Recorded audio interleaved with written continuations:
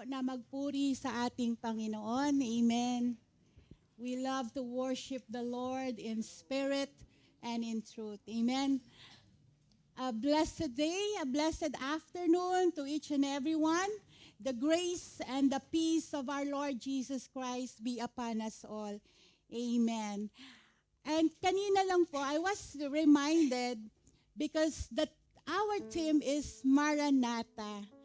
And wala pa po na nagsabi ko ano yung Maranatha. And so, where is Maranatha in the Bible? No po? It is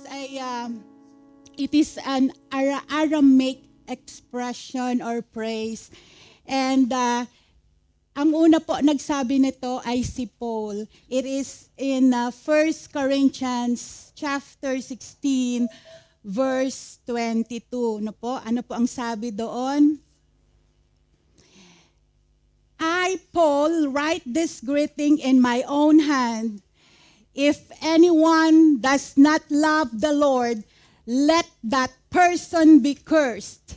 Maranatha. No?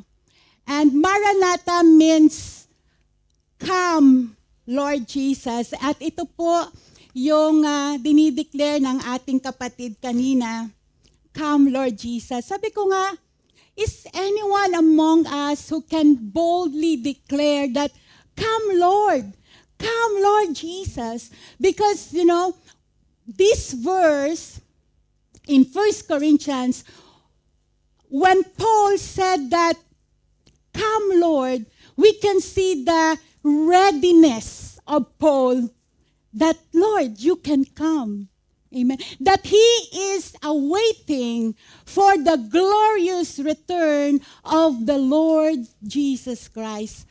So yung question kanina that, are we excited for the coming of our Lord Jesus? Because he is coming very soon. Amen. Amen. And our text for today is in Hebrews chapter 9, verses 27 to 28 in the New King James Version. And it is appointed for men to die once, but after this, the judgment. So Christ was offered once to bear the sins of many.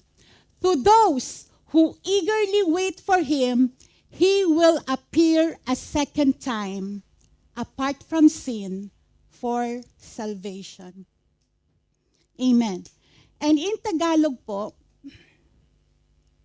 itinakda sa mga tao na sila'y minsang mamamatay at pagkatapos ay ang paghukom.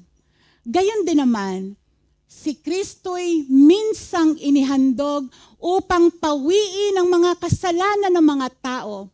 Siya'y muling darating, hindi upang muling ihandog dahil sa kasalanan, kundi upang iligtas ang mga naghihintay sa Kanya. Amen. What a great promise from the Lord. Amen. Na darating muli ang Panginoon upang iligtas tayo. No? Sino po ang mga naghihintay sa Kanya? Sa NLT version po, maganda yung sinabi doon sa verse 28. He will come again, not to deal with our sins, but to bring salvation to all who are eagerly waiting for Him. Amen? And so, salvation is only for those who are eagerly waiting for Jesus' return. Amen? Glory to God. So shall we pray before we dig into the Word of God today? Hallelujah. Hallelujah. Abba, Father, we praise you, Lord. We give you glory, O Lord. You are the most loving, the most gracious God. Hallelujah. Salamat po, O Diyos, sapagkat kahit kailan, O Lord, ay hindi mo kami iniwan at hindi mo kami pinabayaan. Salamat po, O Lord, sa nagdaang isang linggo sa aming buhay. At ngayon, O Lord God, narito ka, ang presensya mo ay nasa aming kalagitnaan, O Lord God. O Lord, thank you, Lord, sa word mo, Panginoon, sa amin sa araw na ito. Lord, reveal unto us, O Lord, your eternal purpose, O Lord God, that, Lord, we will respond in faith and we will respond in obedience. O Lord, hallelujah, speak to your people, O Lord God. Anointing be upon us, Panginoon. Anointing be upon me, your humble servant, and down to the whole congregation, O Lord, because without your presence, this is nothing, O Lord. We are nothing, O Lord God. Hallelujah. Thank you, Lord. Guide us. Be with us, O Lord God. Hallelujah. Sa mga susunod na sandali, Panginoon, Lord God. Hallelujah, Lord God. And all the praises and all the glory be with you all, O Lord God. Be with you, Jesus. In the name of our Lord Jesus, we pray. Amen and amen.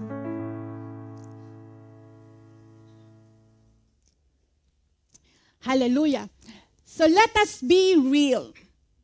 No one likes to talk about death. Maybe some of us feel scary that we avoid discussing about death. We avoid the topic of death. But the Bible doesn't avoid death. Amen. Air India Flight 171 crashed last June 12, 2025, killing all. Only one survived of the 230 passengers, and all the 12 crew members died. And it crashed about 30 seconds after takeoff. So wala pang isang minuto. And all that is boarded in that plane are gone. So what this goes to show to us, that our life is short. Our life is uncertain. And so this is a reminder for us that none of us know our tomorrow. None of us know if we will still live tomorrow. Ang sabi po sa James chapter 4, verses 13 to 15, we cannot boast about tomorrow. Verse 13, come now, you who say, today or tomorrow, we will go to such and such a city, spend a year there.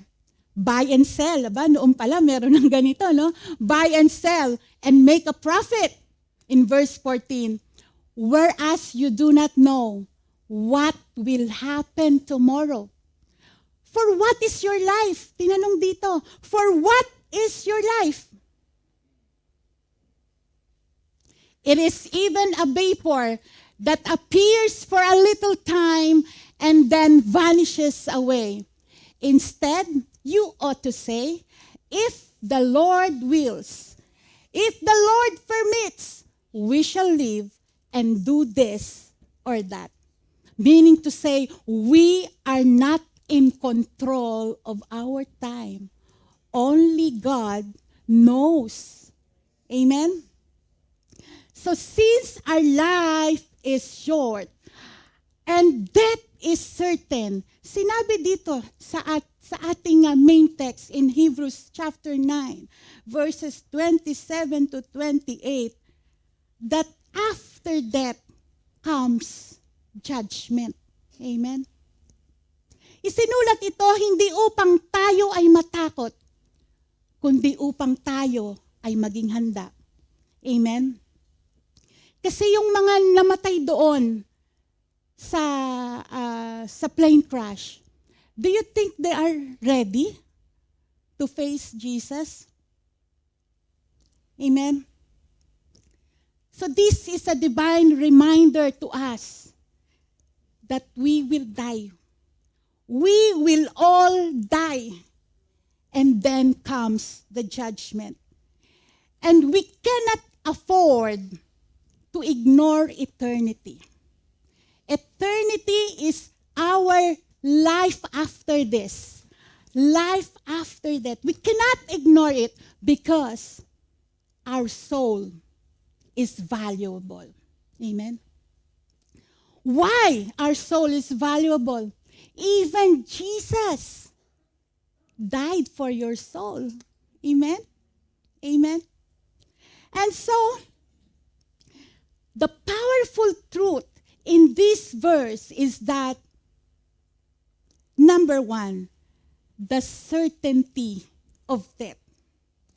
It is appointed unto men once to die. So, that is certain. We will die one day. And it is said here that death is an appointed day by the Lord. And it is not an accident. It is on God's calendar. Only God knows. Gaya ng nasabi ni Pastor Larry, ready or not, no? Ready or not, Jesus is coming. Amen? So, that is something that we cannot delay. That is something that we cannot escape. Hindi katulad ito ng mga meetings natin. Bakasyon, no? Yung mga meetings natin, we can reschedule our meetings. Diba? We can plan our, reschedule our vacation. No? Diba? But our death, if it is your time, it is your time. Ready or not. Ang sabi sa Job chapter 14, verse 5, since his days are determined, the number of his months is with you. You have appointed his limits so that he cannot pass. So meaning that our days is determined by the Lord. Even the number of months, so see, the number of months is being decreed by the Lord. The Lord knows when is that time of our death. So are we scary when we talk about death, no? So hindi po tayo dapat matakot. We as believers should not be afraid of death because after death there is life. There is eternity, and that is what we are longing for, to be with Jesus forever. Amen? Amen. And so, life is only once. No? There is no reincarnation. There is no second chance. And in fact, that is the great equalizer. No? Diba? Whether you are very rich, you are poor, you are famous, or you are forgotten, we will all face death. Because we don't live on earth forever. None of us do. And so, kaya nga, diba, kahit na you eat, you take care of yourselves, you eat healthy foods, no? You wear your seatbelts, diba? Pero it will happen one day. One day. And only God knows the exact time. Amen. And so, life is short and we must live it well. We must live it with purpose. We must live it with eternity in our mind. Amen? Are you living thinking that you'll never die? Or like today could be your last? So kayo lang po ang makakasagot nun. Second is the finality of death. Sabi doon, once to die. We only die once, and so life is a one-time opportunity. There is no cycle of rebirth. There is no purgatory that other believes to make up for wrongs, no? Ito po yung paniniwala ng ating kapatid sa iba, sa RC, no? Na may purgatory. Wala pong purgatory, no? Dalawa lang po ang ating eternal destiny. Heaven or lake, or the lake of fire or hell. Amen. And so, ang sabi po sa Ecclesiastes chapter 9 verse 10, no po. Kasi po, we only get one chance to live. Amen. And so, sabi daw sa Ecclesiastes chapter 9 verse 10, whatever your hand finds to do, do it with all your might, for there is no work or planning or knowledge or wisdom in the grave. So while the Lord is giving us the life, giving us the strength right now, let's use it for the Lord. Let's live it for God. Amen? Show your love around you. Because ito yung commandment sa atin.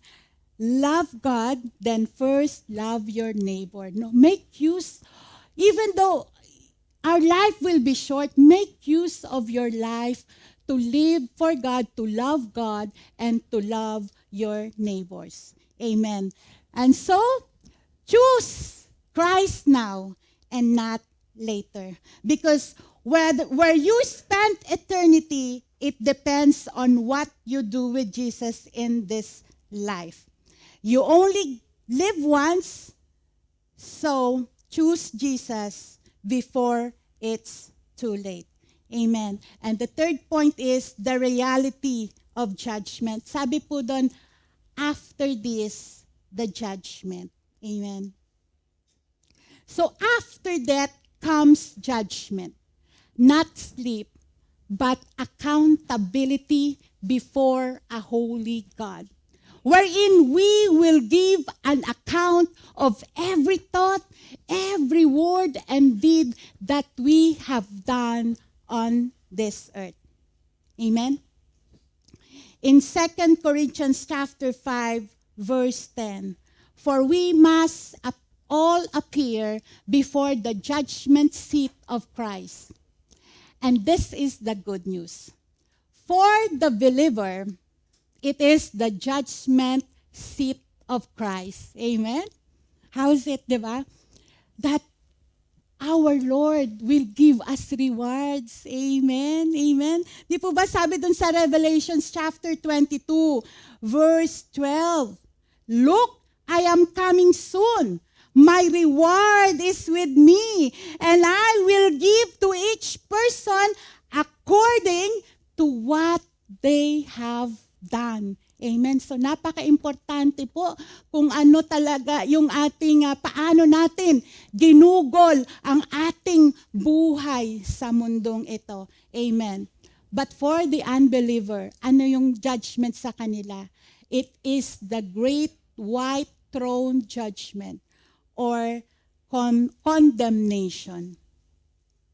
Mababasa po natin yan sa Revelations chapter 20, verse 11 to 15. Kanina ko lang po kasi ito na sa meditation ko, so wala po ito sa slide. Sabi po sa Revelations chapter 20, verse 11, then I saw a great white throne, and him who sat on it. From those space the earth and the heaven fled away, and no place was found for them. Verse 12, and I saw the dead, small and great, standing before God, and books were opened, and another book was opened, which is the book of life. And the dead were judged according to their works by the things which were written in the books. In Revelation, in verse 15, no po, and anyone not found written in the book of life was cast into the lake of fire. In the book of life, it contains the name of the person who are destined for eternal life with God. And would you like to know if your name is written in the book of life? Whose name are written on the book of life? It is those who believe and accept Jesus Christ as your Lord and Savior. And I believe that every one of us in this room have already accepted and believed Jesus Christ as Lord and Savior. Amen. Hallelujah. Hallelujah. Romans chapter 10, verse 9 to 10, it says, if we declare with our mouth Jesus is Lord, and believe in our heart that God raised him from the dead, you will be saved. Amen. Hallelujah. Amen. So, are we ready to stand before God? And will he say, well done, faithful servant? Or he will say, depart from me, I don't know you. And that is a very sorrowful, no? Nakakalungkot na po kung sabihin ni Lord sa atin na hindi niya tayo kilala, na lumayo tayo sa Kanya. Of course, ang pipiliin natin, when we meet Jesus, ay i-welcome tayo ng Lord at sabihin sa ating, well done, di ba? Faithful, my faithful servant, you are welcome to enter my kingdom. Amen? Amen. So if you accepted Jesus, you go to heaven. If you rejected Jesus, you face separation from God forever. So the Bible reminds us that this life is short, but eternity is forever. Eternity refers to our next life. It's either eternal life with God or eternal separation from God. Eternity is not the same for everyone. And the Bible clearly teaches heaven is real. Amen? At ito yung iniintay natin. Ano po ang sabi sa John chapter 14, verse 2 to 3? In my Father's house are many mansions. If it were not so, I would have told you, I go to prepare a place for you. Wow. And if I go and prepare a place for you, I will come again and receive you to myself, that where I am, there you may be also. So nasaan si Jesus? Nasa heaven siya. At ano sabi niya, where I am, that there you may be also. Amen. Thank you, Lord. Amen. If Jesus is preparing a place for us there in heaven, shouldn't we also prepare ourselves to meet our Savior in heaven? Amen? So, yun lang lalabas ka ng bahay, nagpe-prepare ka. Eh yung imimit mo pa si Jesus, di ba?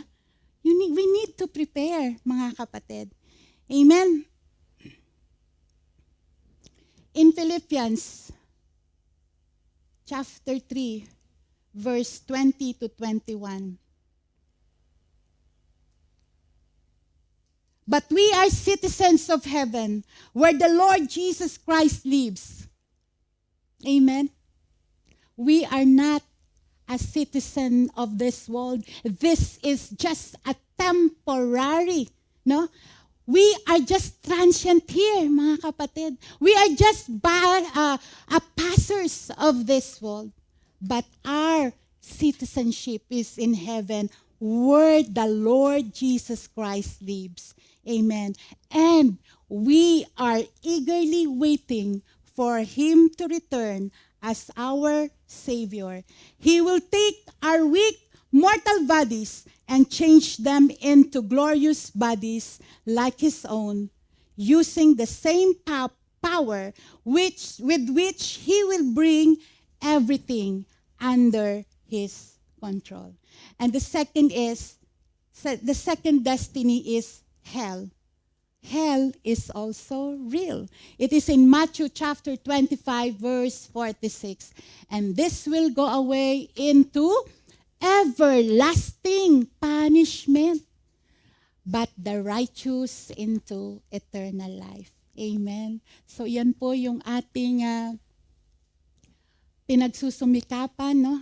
That we will persevere to live in holiness, to live in righteousness, kasi ang reward po sa atin ay eternal life. Amen. Amen. Thank you, Lord. Thank you, Lord. So life is short, death is sure, and judgment is real. But the good news is Jesus saves. Amen. Amen. Hallelujah. So Christ was sacrificed once to take away the sins of many. Jesus died for you so that when your time comes, you don't have to be afraid. Amen. So ngayon pa lang ay hinihanda na ng ating Panginoon ang lahat ng kanyang mga bride, no? Sabi kanina, no, we are a bride, no? We are the church waiting to be raptured, no? Yung sa song natin kanina. Glory to God. Amen. So, wag po tayong matakot, no? Ng ating kamatayan, kundi tayo po ay maging handa. Amen. Amen. So, in our application, let us live with eternity in mind. Amen. In 2 Corinthians chapter 4 verse 18, so we fix our eyes not on what is seen, but on what is unseen. Since what is seen is temporary, but what is unseen is eternal. Amen. Amen. So this world is passing away. Don't waste your life chasing shadows. So ano pong mga dapat nating gawin? Invest in eternal things. Love and obey God. Love your neighbor. Love people around you. Preach the gospel. Amen? Serve with joy. Amen. Amen. Live today like it will echo into eternity because it will. Amen? Amen. And eternity begins now. Amen. Hallelujah. Hallelujah. So we ask the Lord to teach us to number our days. Sabi ng sa Psalm chapter 90 verse 12, teach us, Lord, to number our days that we may gain a heart of wisdom. Amen. And in our reflection, what are you living for now? Is it this world or for eternity? Are your priorities aligned with heaven or earth? And if you are to list, no po, what changes can you make, no po? This week, let us start. This week, salvation is now. Amen. So what changes can you make this week to live more for eternity? No po? Kasi we are so focused on the temporary comforts that we have right now. And this is the reminder for us today that we should live for eternity. Amen. And in our conclusions in Philippians chapter 3 verse 20, but our citizenship is in heaven, and we eagerly await a Savior from there, the Lord Jesus. Amen. Because our true home is not here. Lagi niyo pong tatandaan yan.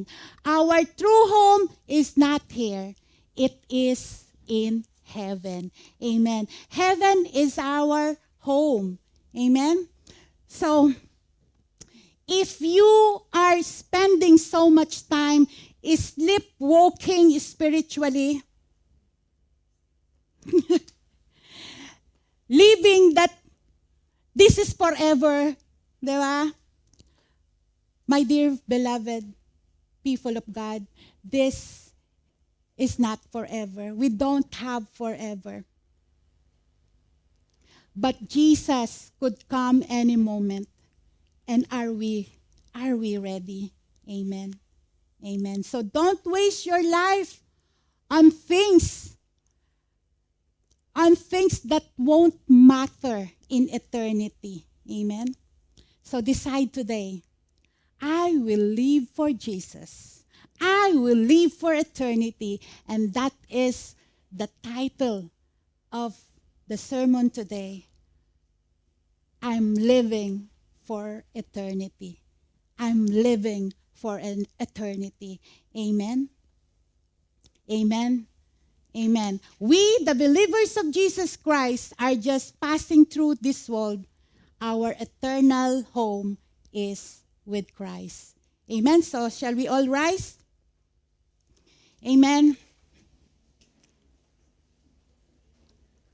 Every day, we should be ready to meet Jesus in heaven. Let us sing one day, when we all get to heaven. Amen.